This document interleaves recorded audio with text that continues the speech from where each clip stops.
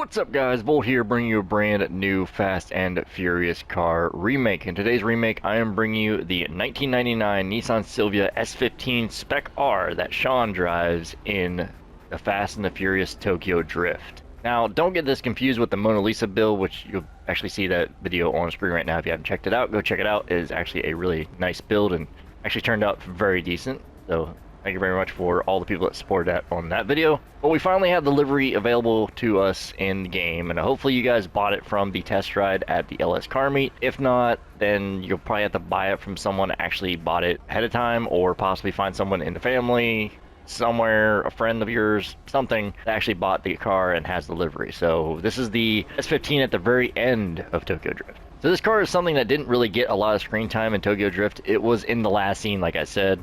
Twink comes up to Sean and says that there's a new guy, asking to race the new DK. And he said, "Not tonight, Twink." Then Twink says, he said he knew Han. He said Han was family. And then Sean says, "Okay, let's race." And he pulls up in this beautiful, stunning S15 Spec-R that is a legit drift car borrowed from Matt Predmore. And I mean, it is just absolutely stunning. I mean, it's one of my top 3 cars in Tokyo Drift for sure. It's definitely known in the scene, not just from the movie, but it's kind of known a little bit more because of the movie, but it's actually known in the drift scene because it is a drift car. It is built for drift. And unfortunately, it is right-hand drive, but we can't get that, so this is the best we can do. And as Sean is pulling up in this, he pulls up to Dom, which is in the Plymouth Roadrunner, aka the Hammer. I'll put that video on screen right now if you guys want to go check that build out too. I did that. And then they exchange some words, get ready to race. As they take off, the movie ends. And, goes the credits and all that. And I really wish we could have seen these two race. I think it would have been pretty insane, pretty sick. But, I mean, they just probably borrowed it for the ending part, and that was pretty much it. I mean, overall, I'm happy with how the build turned out. I wish we had something a little bit similar. Now, supposedly this car actually returns in Furious 7, but if you look a little closer, it isn't the actual car that was rented for Tokyo Drift. It was just an S15, and they kind of made it look a little bit close to the one from Tokyo Drift that was actually Matt Predmore's car. So it's kind of interesting to see the car in the background. You can barely see it. It's like up high and all that, and you can see close up that it isn't the exact car, especially if you get like a really good look at the car from that part of the movie. So I want to give a shout out to Solancy for helping me on deciding certain parts for the build as well. So thank you, bro, for the help. Appreciate that so much. Overall, I'm happy with the build. I wish we could have even have like a fake S15 in the game, because then we could actually make some really sick cars. Honestly, I like the S15 more than an S14, but I mean, that's just personal preference. And I just love this car from the movie. It's, like I said, my top 3, easy. But unfortunately, we had to use a Previon, so this is about the best we're going to get, and hopefully you guys are happy with the build. As I'm done talking and rambling on, let's get in and start off with the base price. So you want to go to the internet, you want to go over here to the travel and transport website, you want to go down here to the Southern San Andreas Super Autos website, you want to go over here to the two-door option, and you want to go down and find yourself the Karin Previon, part of the Los Santos Tuners update, which is a 2-seater car. If you do not have the trade price like I do, you're going to be paying a whopping $1,490,000, which I'll put right here for you guys so you know what price that is. And I believe it just unlocks by leveling up in the car meet, increasing your car meet rep and all that, so rank and all that. So yeah, just keep going out with that. But if you do have the trade price like I do, you're going to be paying a whopping $1,117,500. Now, like I said, you do want to make sure you get the one with the livery from the car meet if you can. If you can't, definitely buy it from someone that actually had it. And most likely, it might unlock it for you, because I don't know if they implemented a new system. But once I bought the cars at the car meet, they actually unlocked the liveries for me, so I can use them on other builds as well, but I don't plan on it. But it's just a nice little feature to have, although it is pretty expensive, paying $1 million for a livery. A little steep, I would say. But anyways, once you have your car and you have your color, meet us at the Los Santos car meet location. I mean, I figured this is the best location to do it in. It looks like the closest to, the parking garage that they were in, that they were racing in and all that they had their meets in, and their drift races and all that. And it also has the cars that are still over there on the podium. Like I said, if you haven't checked out the build that I'm going to be doing for Cyberpunk, go check it out. Once that is done, I will put a link to the video in this video here. But for right now, I haven't done it yet. It's going to be the last one built. After this, it's going to be ASAP Rocky, so stay tuned for that. And yeah, let's just get in and customize the beauty. So as you pull in, the Karin Previon is in the coupe category. I mean, yeah, that kind of fits it, I would say, pretty well. Again, like, I get S15 vibes from it to an extent, but I mean, I wish we had an actual car that was closer to an S15 I mean, even the Remus is really, really decently close for an S14. So, I mean, I would say we need something that's a little bit closer for the S15 than the Previon. But as of right now, this is the best we can do. So as I go over all my builds, I go over the overall look, the visual appearance, and the basic design of the car and how it's portrayed in the movie, game, or anywhere else in general itself. Anything I don't go over is completely up to you. I just put a few staples in on my build. If you want to recreate my build or take some things away from my build, you're more than welcome to. Without further ado, let's get into the build. To start things off, you want to go to bumpers, you want to go to the front bumper, and you want to go with the street front bumper. Now, it actually had these kind of like 3 holes in the front there. It did have like a tow hook in the front a little bit too, and it had the nice intercooler exposed in there as well. It did have a little bit more fins on the side for like the front bumper splitter type area, but unfortunately we can't do anything about that. And this is about the closest thing you're going to get. All the other ones just don't look right. They put holes in the bumper up on top, and they don't have the right kind of fitment or look to it. I would say the street front bumper, best option there.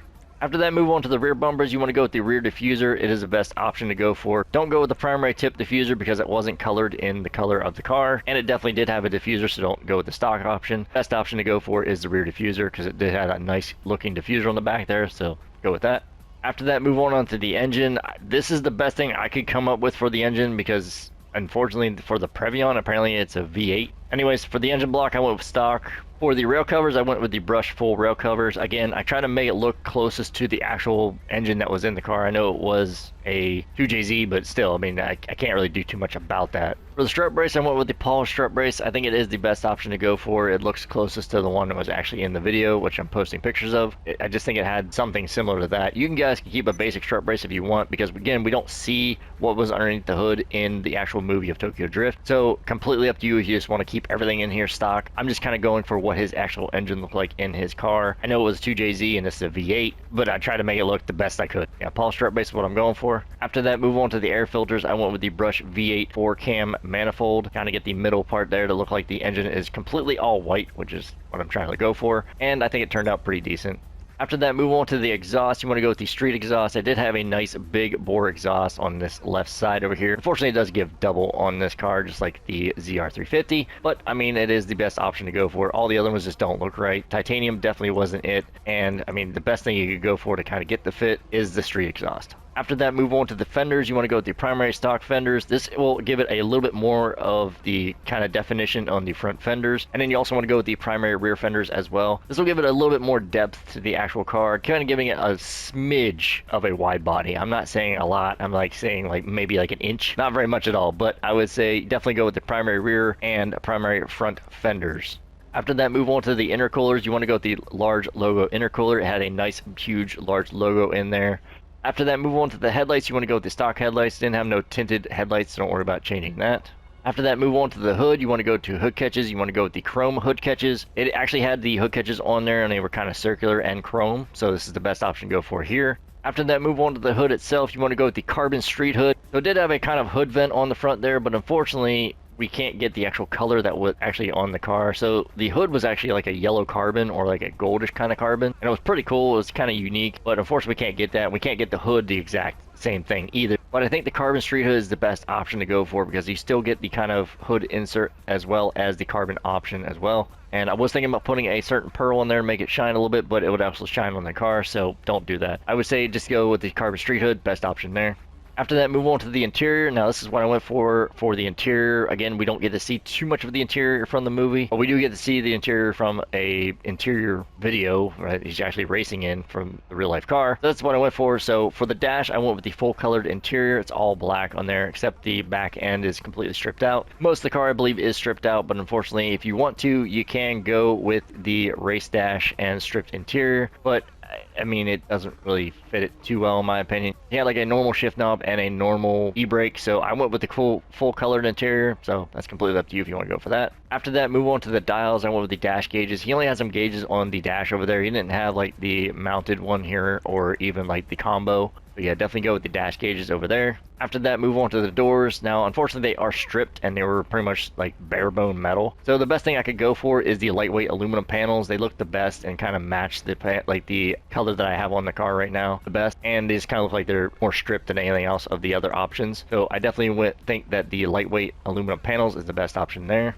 After that, move on to the seats. I went with the painted tuner seats. Unfortunately, he had bride seats in the movie. Closest thing to the actual bride seats, and they're not really that tall, is the painted tuner seats. And he actually did have green race racing straps. If you actually look a little bit close in the film, you can kind of see it even with the color filter. The color filter is terrible on that movie. It's so overpowering. It's hard to tell what is what. So yeah, I definitely would go with the painted tuner seats, best option there. After that, move on to the steering wheels. He had a 3-prong steering wheel, which is right here, and it actually had like these slits on there. It was also detachable, so I would definitely go with the Sprint MK2, best option there. After that, move on to the roll cage. You want to go with the Dash Dodger cage. You're going to have the cage go all the way down around the actually outside and the front as well. So that's what you want to go for right there. It's the best option you could go for. All the other ones put some padding on there, and you don't want that. And you definitely don't want the full roll cage because it wasn't like crossed out like that. It had like these single bar across the back there. And I still think the Dash Dodger cage is the best option to go for there. After that, move on to the lights. You want to go to headlights. You want to go with the white lights. Actually, as he's pulling up, you'll see that he actually has white lights on the car. So definitely go with the white lights, best option there.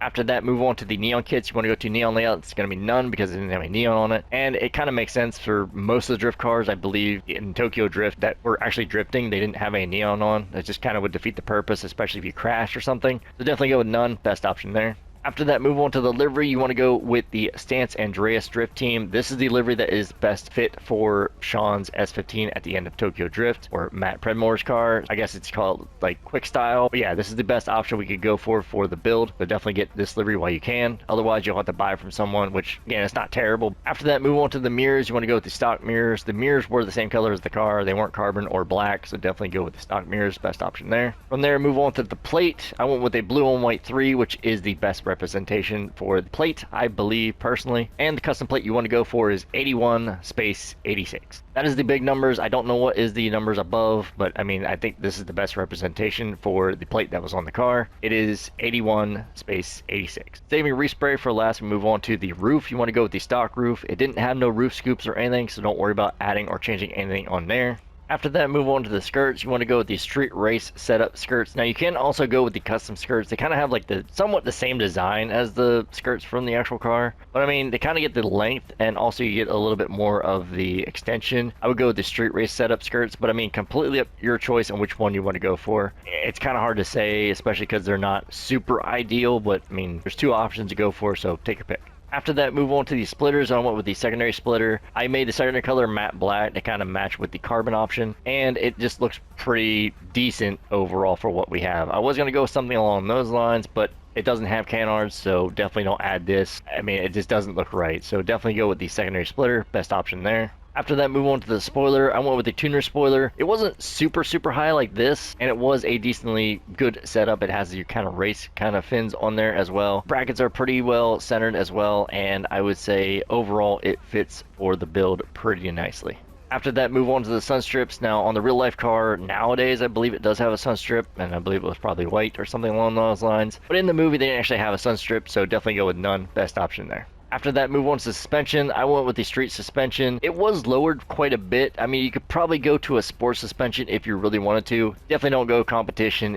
It wasn't cambered at all. So either go with either sport or street. I raised it up the street just because the height is pretty decent on this. Plus, also you can lower it too, because unfortunately, as this is a drift car, it's not going to get a drift tuning or low grip tires on it. Yeah, complete your choice on which one to go for here, if you want to lower it a lot or if you want to not lower it as much. I just went with street suspension. I think it fits pretty well, pretty decent wheel gap, and it does lower it pretty well, but it was pretty low to the ground, so I mean, take your pick. After that, move on to the turbo. I mean, I'm pretty sure it had a turbo most likely. It definitely would have that kind of performance, that power output, and yeah, I would definitely add a turbo. Best option there.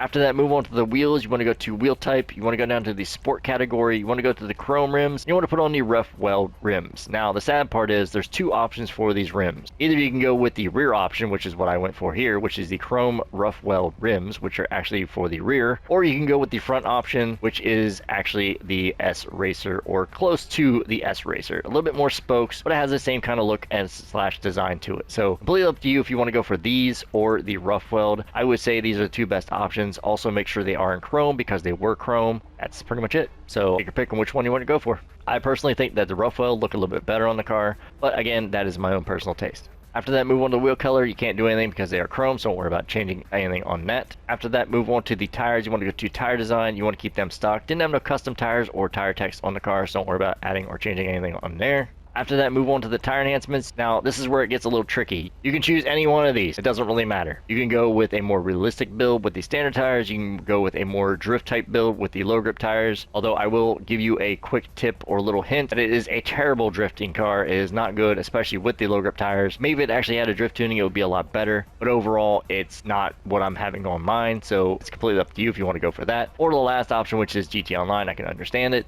is bulletproof tires. So take your pick on which one you want to do. Honestly, we don't get to see the car drifting, so I didn't put low grip tires on it, so I'm going to keep the standard tires personally, because again, if I saw it drifting, I probably would put low grips on it, even though it was pretty bad. I mean, all I see was it was driving up there, sitting there, and I didn't even see one turn of a drift or anything like that. So yeah, I'm just going with standard tires. After that, move on to the tire smoke. You want to go with the white tire smoke, best option there.